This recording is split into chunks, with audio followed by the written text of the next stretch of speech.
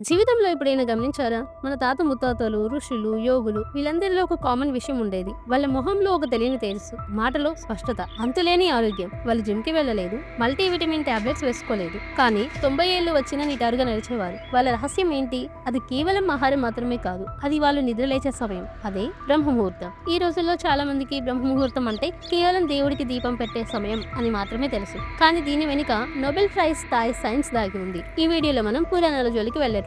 Pure science గురించి మాట్లాడుకుందాం. ముఖ్యంగా 3 విషయాలు. 1 మెలటోనిన్, 2 సెరటోనిన్, 3 ఆక్సిజన్ లెవెల్స్. మీరు 4 గంటలకి లేచినప్పుడు మీ రక్తంలో, మీ మెదడులో జరిగే ఆ కెమికల్ రియాక్షన్ ఏంటి, అది మీ జీవితాన్ని ఎలా మారుస్తుంది అనేది తెలుసుకుందాం. ఈ వీడియో పూర్తయ్యేసరికి రేపటి నుండి అలారం లేకుండానే మీరు నిద్రలేస్తారు. అంత బలమైన కారణం సైన్స్ మీకు ఇస్తుంది. అసలు బ్రహ్మముహూర్తం అంటే ఎప్పుడు? సూర్యోదయానికి సుమారు గంటన్నర ముందు సమయాన్ని బ్రహ్మముహూర్తం అంటారు. అంటే సుమారు తెల్లవారుజామున 3:30 నుండి 5:30 మధ్యలో ఉండే సమయం. ఆయుర్వేదం ప్రకారం దీన్ని వాతకాలం అంటారు. కానీ సైన్స్ ప్రకారం దీన్ని ద క్రియేటర్స్ హవర్ అని ఎందుకు అంటారో చూద్దాం. మన శరీరానికి ఒక గడియారం ఉంటుంది. దాన్ని సిర్కాడియన్ రిథమ్ అంటారు. అంటే ప్రకృతిలో సూర్యుడు ఎలా కదులుతాడో మన శరీరంలోని అవయవాలు కూడా అలాగే పనిచేస్తాయి. రాత్రి 9 దాటాక మన శరీరం రిపేర్ మోడ్ లోకి వెళ్తుంది. కానీ తెల్లవారుజామున 3:30 దాటాక శరీరం రీక్రియేషన్ మోడ్ లోకి వస్తుంది. అందుకే దీన్ని బ్రహ్మముహూర్తం అన్నారు. అంటే మీ శరీరాన్ని, మీ బుద్ధిని, మీ ఆరోగ్యాన్ని మీరే కొత్తగా సృష్టించుకునే సమయం అన్నమాట.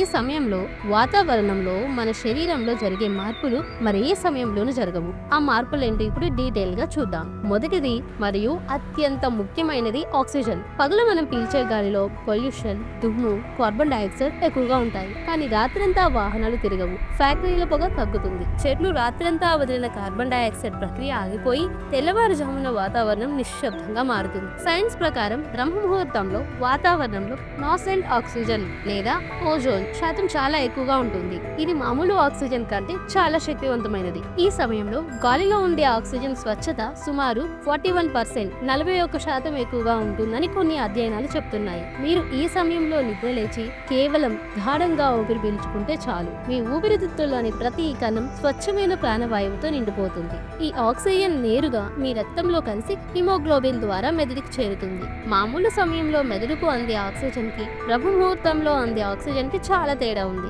ఈ హై లెవెల్ ఆక్సిజన్ వల్ల మీ మెదడులోని న్యూరాన్లు ఉద్దీపన చెందుతాయి. అందుకే ఆ సమయంలో చదివిన చదువు జీవితాంతం గుర్తుంటుంది. విద్యార్థులకి ఇది గోల్డెన్ టైం అని చెప్పడానికి కారణం ఇదే. కేవలం ఆక్సిజనే కాదు, ఈ సమయంలో వాతావరణంలో ఉండే నెగిటివ్ అయాన్స్ మన స్ట్రెస్ ని తగ్గించి ఇమ్యూనిటీని పెంచుతాయి. ఒక రకంగా చెప్పాలంటే బ్రహ్మముహూర్తంలో గాలి పీల్చడం అంటే ఒక యాంటీ ఏజింగ్ మందు వేసుకోవడమే.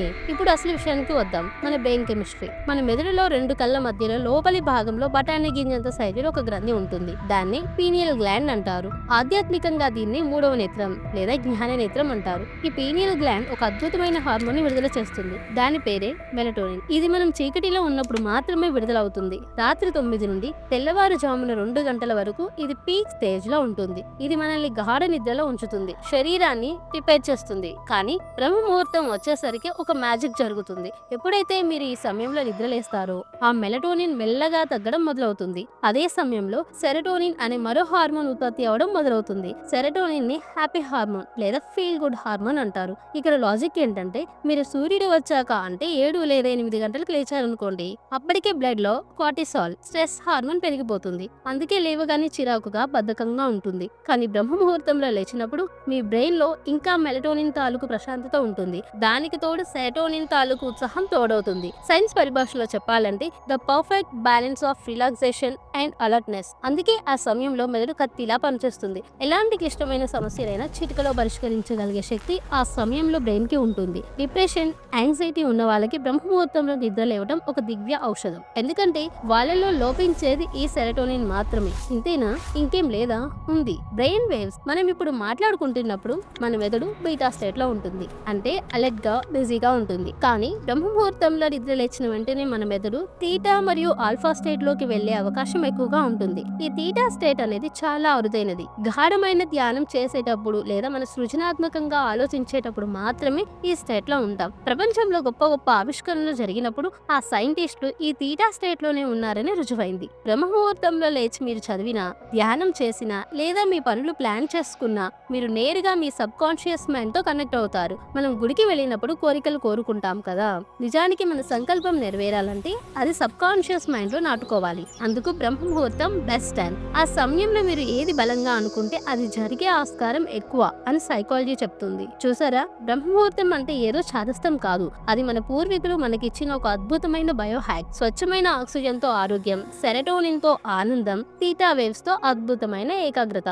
కానీ ఒక్క మాట, ఇది వినడానికి బాగానే ఉంటుంది కానీ ఆచరించడం కష్టం. రేపే 4 గంటలకు అలారం పెట్టుకుంటే లేవలేకపోవచ్చు. చిన్నగా మొదలు పెట్టండి. రోజు లేచే టైం కంటే ఒక అరగంట ముందు లేవండి. మెల్లగా 4 గంటలకు రండి. లేచాక మళ్ళీ పడుకోకండి. కాసేపు ఆరు బయట కూర్చోండి. ఆ నిశ్శబ్దాన్ని, ఆ గాలిని ఆస్వాదించండి. మీ శరీరంలో జరిగే మార్పును మీరే గమనిస్తారు. మీరు బ్రహ్మ ముహూర్తంలో లేవడానికి ప్రయత్నిస్తారా, లేదా ఇప్పటికే మీకు ఈ అలవాటు ఉందా? కింద కమెంట్స్ లో తెలియజేయండి. మీ అనుభవం ఇంకొకరికి స్ఫూర్తినివ్వచ్చు. మన విజ్ఞాన కోవెల ఛానల్లో ఇలాంటి సైన్స్ మరియు సాంప్రదాయం వెనుకున్న అసలైన నిజాలను తెలుసుకోవడానికి ఇప్పుడే సబ్స్క్రైబ్ చేసుకోండి. ఆ పక్కనే ఉన్న గంట సింబల్ని నొక్కడం మర్చిపోకండి. సర్వేజన సుఖినో భవంతు. స్వస్తి.